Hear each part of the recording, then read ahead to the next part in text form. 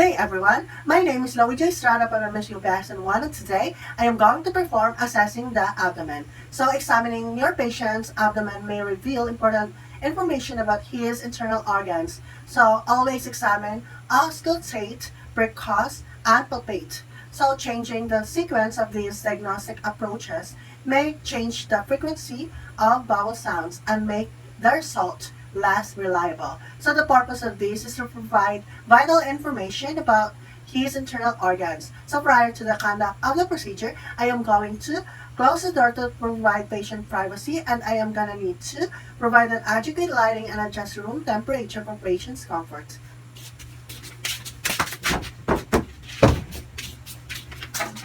Okay, so now I am going to gather the necessary equipment such as the stethoscope, the pen and the documentation record, and the tape measure.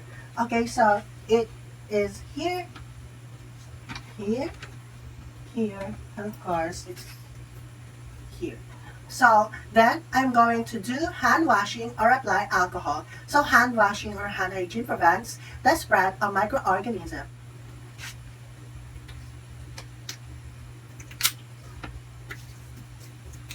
Okay, so now I am going to introduce myself to my patient and verify his identity and of course explain to him the procedure that I am about to do. So this reduces anxiety, promotes compliance, and prevents from embarrassment.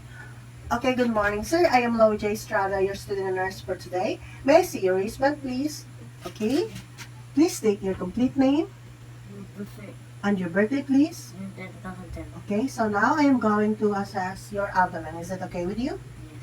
Okay, that's good. Please relax, sir. Okay, so first, I am going to place my patient in a supine position with the head and the knees supported with a small pillow or folded sheets with drapes positioned accordingly. So this enables for relaxed abdominal wall musculature. Okay. So, I am going to place it, sir, in a supine position. Please relax, okay? Please straighten your body, okay? That's good. Okay, so now, I am going to examine the abdomen in order. So, the first is inspection, then auscultation, then we have the percussion, and also the palpation. So now we are going to assess the abdomen. And remember, we are switching our sequence and how we assess. We're going to do inspection, auscultation, and then percussion or palpation. So we are going to auscultation second. So wherever you're looking and assessing the abdomen, how the patient lay on their back, and what we're gonna do is we're going to inspect the abdomen. And first we wanna ask Laika, are you having any stomach issues at all? Okay, so no. And when was your last bowel movement? Okay, so yesterday morning. And how are you urinating? Do you have any pain while you're peeing? Do you have problems starting a stream? Any discharge? Anything like that? Okay. When is your last menstruation period? Okay. Also again, now if the patient had a Foley, this is the time when you would want to look at the urine, inspect the Foley, and it's just a conglomerate your urinary system and your GI system together. So, inspectional abnormalities offer clues to intra-abdominal pathology, which is subsequently explored by auscultation and palpation. Okay, so now I am going to inspect the abdomen for size, symmetry, and contour. Then I am going to observe the condition of the skin, and of course the skin color, hair, distribution, and any presence of lesions, scars, striae, and superficial veins. So this is to look for any irregularities, surgical scars that should be associated with the past procedures and engaged veins. Okay, so it's symmetrical and also the contour looks fine. And it's free of lesions, there's no scar. Okay, the size looks normal. Okay, and there's no lesions or striae. We're inspecting the abdomen. We're looking at the abdominal contour. And this patient is scaphoid, and it goes a little bit, you have a flat, rounded, or protuberant. And also, we're going to know if there's any pulsations. A lot of the time in this area right here, on this patient, like with being, I can see the aortic pulsation in these patients right above the umbilicus, and looking at the belly button and checking for any mass. Do we see any hernias or anything like that? Also, if your patient had any wounds, you wouldn't want to look at that. And if they had a PEG tube, you wouldn't assess the site, make sure it's not red, and ask them how it feels. And with your ostomies, you want to look at the stoma and make sure it is like a rosy pink color. It's not a dusky one, cytonic color, and it's not prolapse. And look and see what type of stool it's putting out, and note if the bag needs to be changed, anything like that. Then I'm going to note for the position, the contour and color of the umbilicus. So it should be inverted and positioned in the midline of the abdomen. Okay? Okay, so it looks okay, it's normal, it's fine, okay. It's lesion free, and it is positioned in the middle of the abdomen. Okay. Okay. So the skin color also is the same as the abdomen. Okay. So it's fine and it's normal. So now I'm going to ask the patient to raise the head without using the arms for support. So this is to look for any bulges or hernias. Okay, sir, please raise your head without using your hands. Okay. Okay. So there's no presence of hernias. Okay, there's no bulges. Okay, that's good, sir. Please relax. Then, if the distension is present, then I am going to measure the girth at the umbilicus with a tape measure. So this is for noting the broad or localized distension. Okay. Okay, so since there's no distension present in the umbilical area of my patient, so there's no need to measure using the tape measure. Okay, so I am assuming now that there is distension in my patient. Okay, so I'm going to measure him. Okay, okay, so it's 1.3 centimeter. Okay, so now I am going to auscultate the abdomen for bowel sounds. Using the diaphragm of the stethoscope, it should be applied on the abdominal wall with firm but gentle pressure. Then I'm going to listen for the bowel sounds for at least 3 to 5 minutes. So this is to assess the presence or the absence of bowel sounds. So now we're ready to listen to the bowel sounds, and what we're gonna do is that we are going to listen with the diaphragm of our stethoscope, and we are going to start in the right lower quadrant and work our way clockwise, and we're gonna listen to all 4 quadrants, and you should hear 5 to 30 sounds per minute. And if you don't hear any bowel sound, you need to listen for 5 full minutes, and you need to know, are these normal? Are these hyperactive or hypoactive? Okay, so now I am going to place the warm diaphragm in each of the 4 quadrants of the abdomen. So this is to assess the presence or absence of the bowel sound also. Then I am going to use the bell of the stethoscope over the aorta, renal, and iliac arteries to listen for bruits. So the bruits are the swishing noises heard across the major arteries during the systole, or less typically the systole and the diastole. Then I am going to percuss the several areas in each of the 4 quadrants. So this is to assess the size and the density of the structures inside the abdominal cavity and to identify the presence of the fluid or air.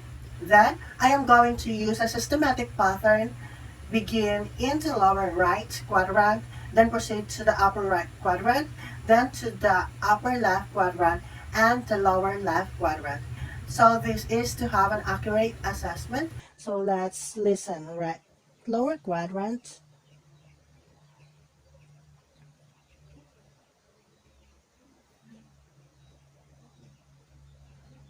We're gonna move to the right upper quadrant.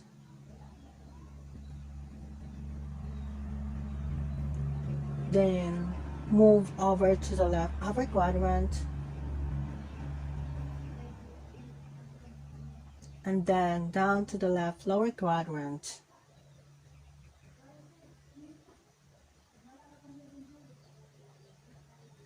So it's normal. Now we're gonna listen to the vascular sounds, and you're gonna do this with the barrel of your stethoscope.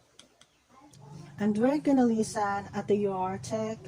We're gonna listen at the renal arteries, iliac arteries, and you could listen at the femoral arteries if you need it. So you're gonna listen at the aorta artery, and it's a little bit below the xiphoid process, a little bit above the umbilicus. So about right here, and we're listening to this blowing, swishing sound that which would represent a root. Okay, so none is noted, then we're gonna listen at the right and left renal arteries, which is a little bit down from the aorta. So here's the location.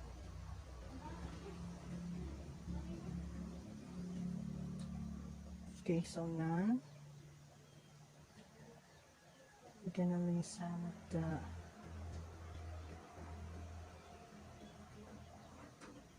then we're gonna listen at the iliac. It's over there.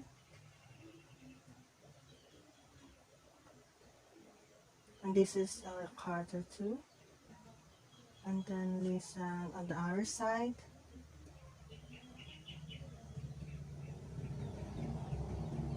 And again, like I pointed out, you could listen at the femoral artery and the groin if you need it to. Then I'm going to palpate the abdomen over all four quadrants. Then I'm going to begin with the light palpation.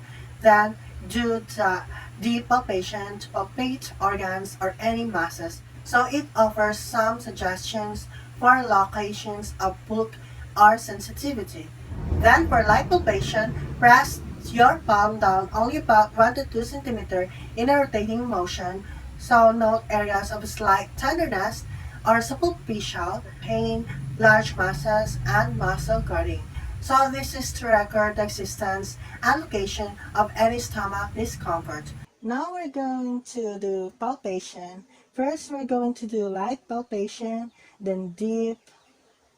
And being as I do this, please tell me if you feel any pain or tenderness. So first, we're gonna do by palpation. We will just start in the right lower quadrant and work your way around, and you're gonna go about 2 centimeters, and you're just feeling for any rigidity, any lumps, masses, anything like that. So is it okay? Okay. Okay. Then for deep palpation, use the bimanual method. Depress the abdominal wall about 4 to 5 centimeters. It means that it is about 1.5 to 2 inches. So it might be useful in determining the density of the mass. So now we're gonna do deep palpation, and we're gonna go about 4 to 5 centimeters. So a lot more deep. Then again, tell me if you are in pain. You can do this with 2 hands if need be. If you're not so strong enough,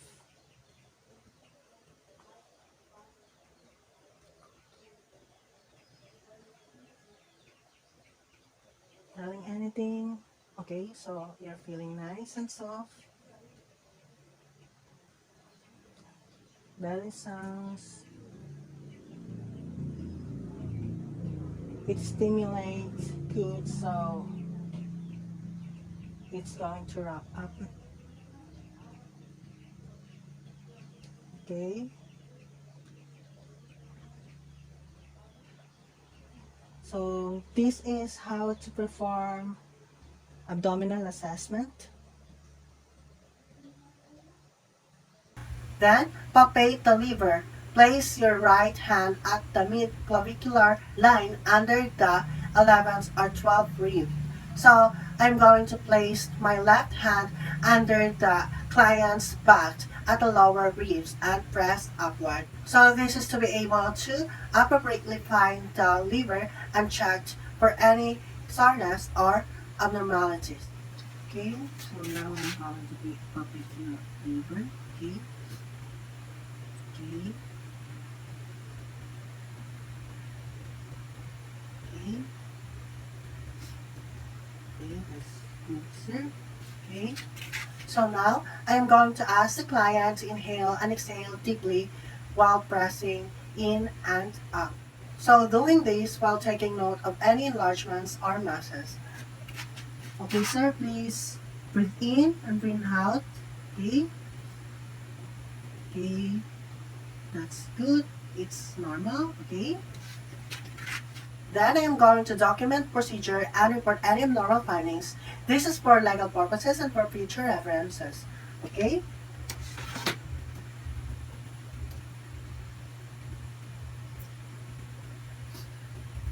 And also, we have to remember that what is not written is not done. Okay, thank you, sir. And thank you for listening.